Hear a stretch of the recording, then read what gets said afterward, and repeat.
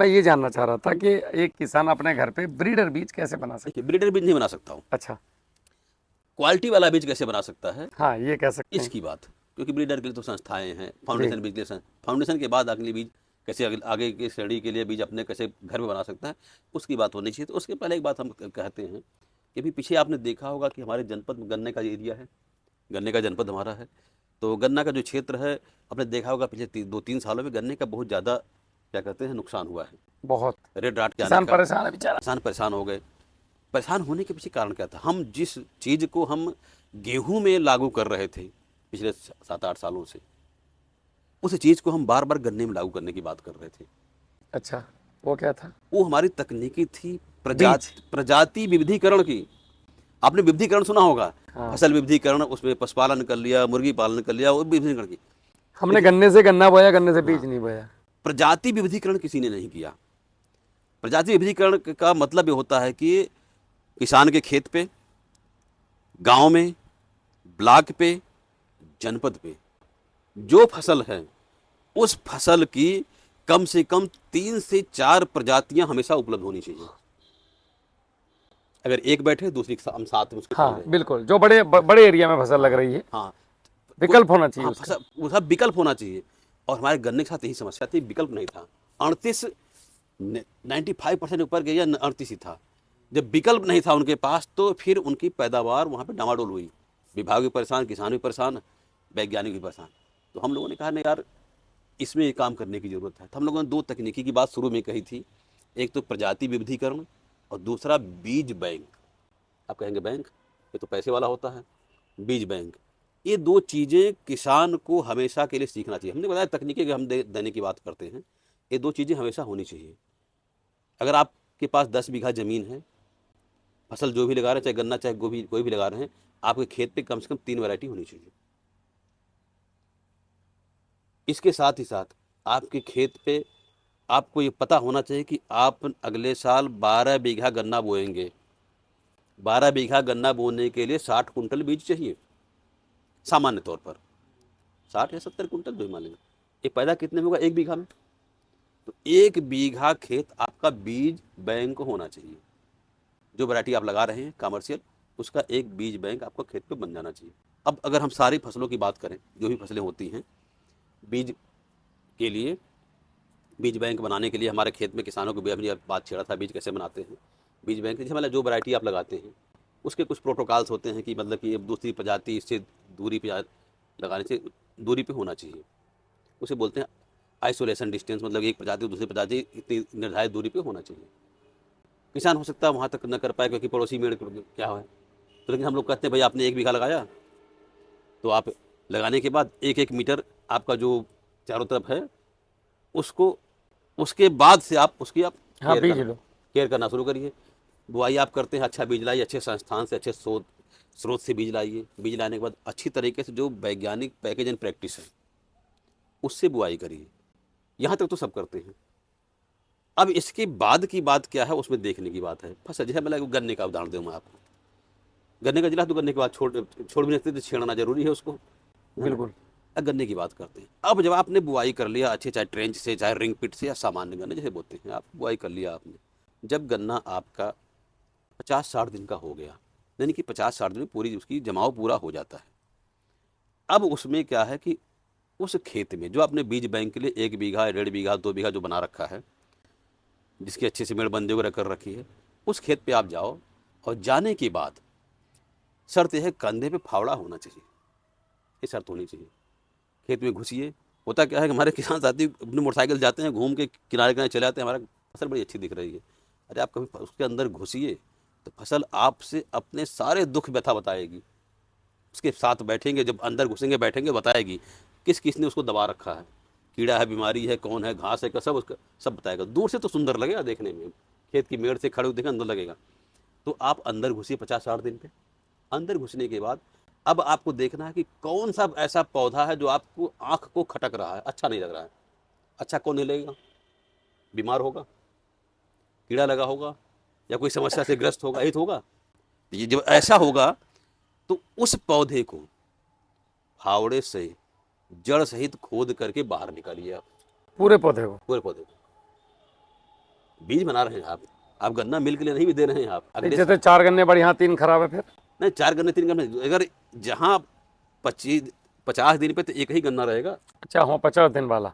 एक ही मेरा गन्ना रहेगा। अगर आपको लगता है समस्या है उसको निकाल के बाहर करिए, फिर जो समस्या उसको है उसके लिए अपने विज्ञान केंद्र के वैज्ञानिकों से संपर्क में रहिए कि भाई कि हमारे इसमें ये समस्या दिखाई पड़ी, तब उस पे उस पूरी फसल पे उसका छिड़काव करिए। और हम एग्रीकल्चर पे काम कर रहे हैं, सीधा बताओ उनको कि जी मैं बीज बना रहा हूँ। अब उसके बाद उस पे सारी चीज़ें जो कहते हैं जो बताया जाए उसका छिड़काव करिए। ये प्रक्रिया आपको 4 बार करनी है। अब इसको ऐसे बना 4 बार मतलब 4 साल?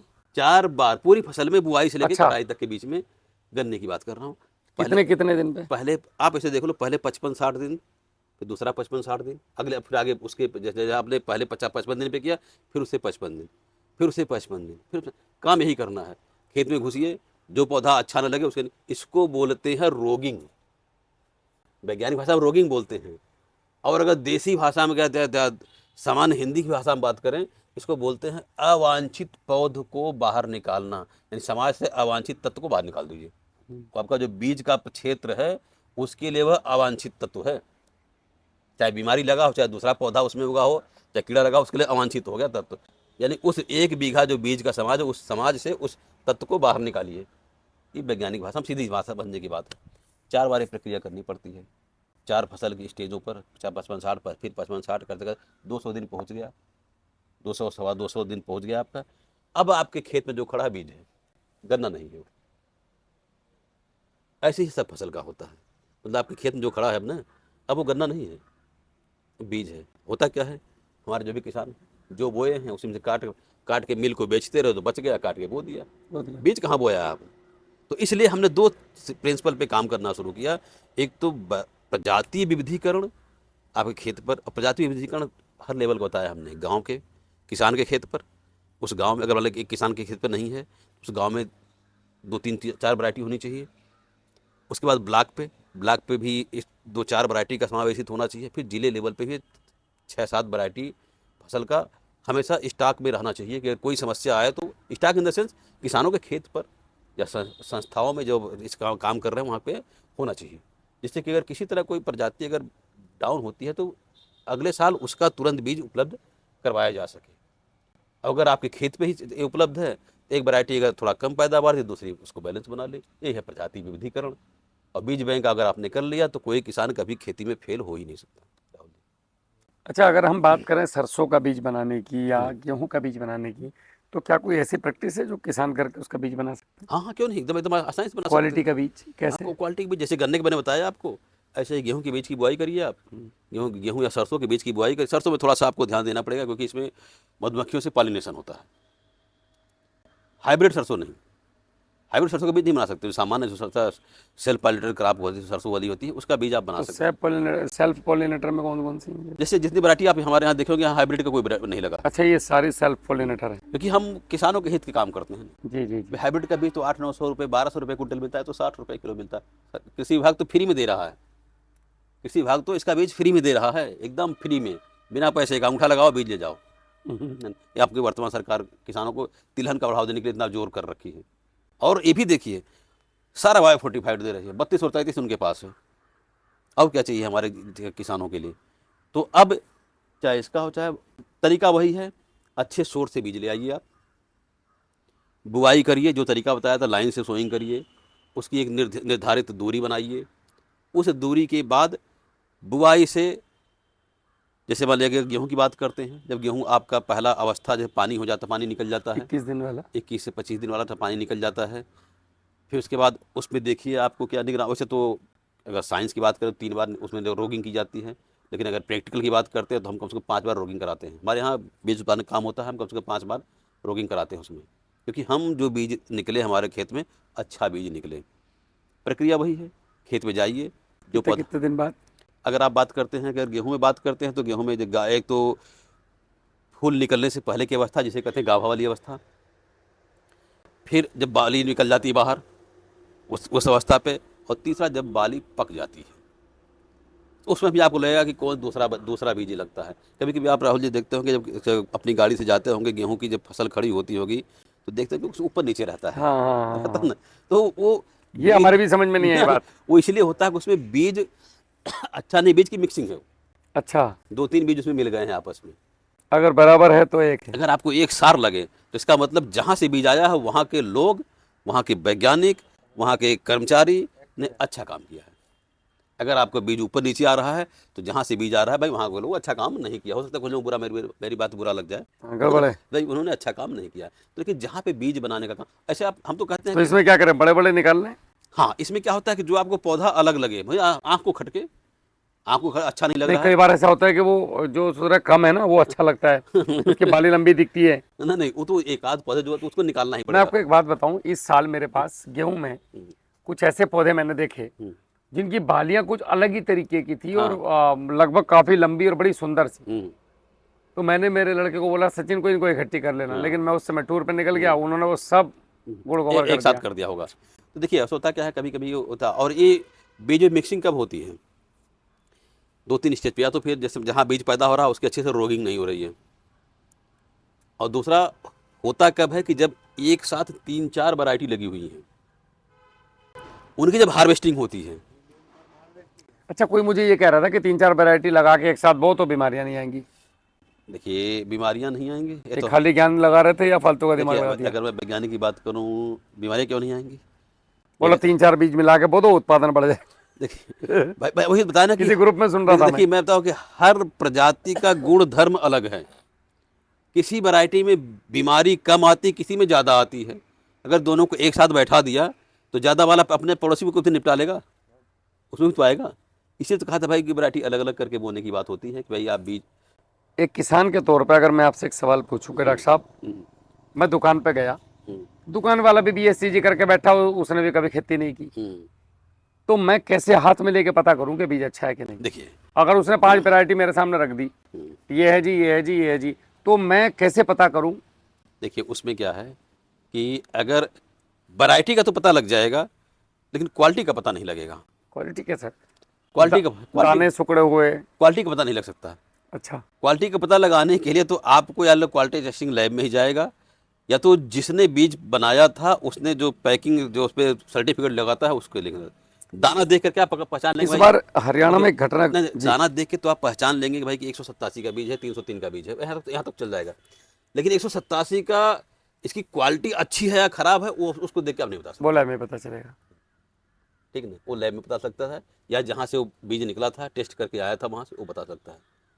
दाना देख करके आप ये नहीं बता सकते कि भाई ये बीज अच्छा है, खेत में डालते ही इतने % जमा हो। लेकिन जब सर्टिफिकेट लिखाया था उस पर लिखा होता है कि इतने % जर्मिनेशन, उसका प्रमाण वही है, उसका प्रूफ वही है कि भाई ये बीज का प्रूफ लगा हुआ है कि भाई ये टेस्ट करके हो करके आया है, इतना % जर्मिनेशन है, ये क्वालिटी इसकी है, ऐसे ऐसे है, बढ़िया होगा। अगर वो टैग हटा दीजिए तो फिर उसको बता नहीं सकता। बता नहीं सकते कौन हाँ, किसका उसका है। एक परीक्षण है, किसान अपने घर पे कर सकता है। अगर किसान के पास कोई फसल बो रहा है, धान, गेहूँ, सरसों, जो जैसे दलहन तिलहन जो भी बो रहा है, अगर उसका परीक्षण करना चाहता है कि हमारा जमाव अच्छा होगा कि नहीं होगा, एकदम एकदम शुद्ध देसी तरीका, आप अपने घेर पे, घर के आसपास थोड़ा सा 1 स्क्वायर मीटर में जगह बनाइए ज़मीन पे। एक तो होता है कि हम लोग जो वैज्ञानिक तरीका होता है कि पेपर, टिश्यू पेपर और क्या से बनाते हैं, वो तो लैब क्या है। एक किसान के तरीके जो जब सबसे सही और सटीक सबसे अच्छा तरीका है ही है। जैसे मान लीजिए आपको गेहूँ बोना, आज तारीख है 22 तारीख, मान लीजिए आपको गेहूँ बोना है 7 दिसंबर को बोना है, बीज आपके पास है। आपको ये नहीं पता कि यार बीज इसमें 80% जमेगा, 90% जमेगा।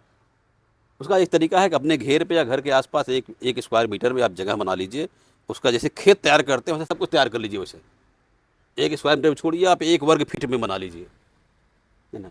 बनाने के बाद जो बीज आपने रखा है एकदम प्रॉपर। मैंने सेम काम गमले में किया है इस बार। नहीं ठीक है, गमले में भी कर सकते हैं आप, गमले में भी कर सकते हैं। भाई बोली क्या कर रहे हो? मैं गेहूं का जर्मिनेशन चेक कर रहा आज हूँ। मैं चेक कर रहा हूँ। तो एक सामान्य तरीके से आप 100 दाने 200 दाने, वैसे 100 दाने गिन के डाल दीजिए, परसेंटेज निकल जाएगा, 100 से निकल जाएगा। 200 करेंगे तो भाई थोड़ा कैलकुलेशन करना पड़ेगा। 100 दाने गिन के डाल दीजिए, पर्याप्त नमी है उसमें तो देखेंगे कि 5-7 दिन के अंदर जमा हो जाएगा। हाँ बिल्कुल, इतना लंबा आ जाता। जमा हो जाएगा। अब आपने 100 दाने डाले थे, कितने जम गए? देखा यार, तो 90 जम गए, तो 85 मान के चलिए 85 मान के चल रहे हैं। अब नहीं, अब इसके बाद एक और भी है, एक तो जमा हो गया, जी। एक होता है कि सर्वाइवल कितना होगा इसका। अच्छा। तो अब उसको उसी तरह छोड़ दीजिए, उसको देखते रहिए आप उसको। अब तब तक आप अपना फसल को बुआई कर लीजिए। एक एडवांस किसान के लिए बता रहा हूँ मैं, उसको वैसे ही रहने दीजिए और उसको वही प्रैक्टिस दीजिए जो प्रैक्टिस खेत में दे रहे हैं। तो देखेंगे कि 21 दिन जाते जाते उसमें से कुछ पौधे और कम हो जाएंगे, निकल गए 5%। अपने आप निकल गए। जमाव तो 90% था, अब बचा 85%। तो 85% सर्वाइवल आपका खेत में है, फल देगा ये। फल देगा। ये तो सामान्य तरीका हर किसान कर सकता है, इसमें कौन सा कोई इतनी बड़ी साइंस की बात नहीं। लेकिन इसके थोड़ा सा, अब आप बीज लाइए, कहीं से लाइए। किसान देखता है जब खेत में नहीं जमता तब। हाँ, तब नहीं जमता। अच्छा, कभी कभी, अच्छा आपने जमाव की बात कही कि कभी कभी क्या होता है कि अच्छा, गेहूं भिगो के बोना चाहिए कि बिना भिगोए भी बोना देखिए, चाहिए? पहला काम तो ये करना चाहिए कि किसान को खेत में पलेवा करके बुआई होनी चाहिए। खेत में नमी होनी चाहिए, बिल्कुल। पर्याप्त। अगर नमी खेत में है तो जिस भी बीज की आप बुआई कर रहे हैं, फसल कोई भी हो, तो जमाव उसका जितना परसेंट, 100% की बात करते हैं, 100% जमाव, मतलब कि अगर बीज में 85% जमाव की क्षमता थी तो 85% पूरा जम गया, 100% हो गया। मैंने पलेवा करके हम्म, प्लस भिगो के भी रात भर बोया हम्म। उसको माइकोराइजा और ट्राइकोडर्मा में। हाँ, तो डॉक्टर साहब जर्मिनेशन एकदम 5-7 दिन के अंदर गेहूं ऊपर आ गया। हाँ, आ जाएगा तो बढ़िया आ जाएगा। लेकिन ऐसे में कभी कभी क्या होता है जी। कि अगर आपने भिगो दिया और खेत में ज़्यादा नमी, तो सड़ जाएगा फिर। हाँ, या गलती से पड़ोसी का पानी टूट गया हाँ, टूट गया तो सड़ तो इस जाएगा। गेहूं को कहाँ लेके जाएंगे हाँ, तो हम? कहाँ लग जाएंगे।